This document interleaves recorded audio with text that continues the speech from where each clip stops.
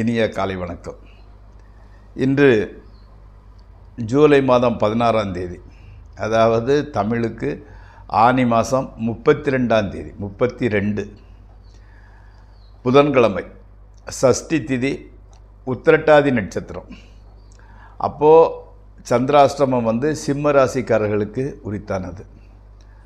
இன்று ராகு காலம் 12லிருந்து 1:30 வரை மத்தியானம். யமகண்டம் காலையில் 7:30லேருந்து 9 வரை.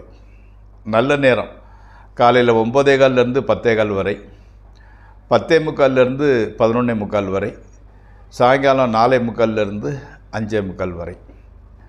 நீங்கள் அணிய வேண்டிய உடையின் நிறம் பச்சை, தவிர்க்க வேண்டியது சிவப்பு.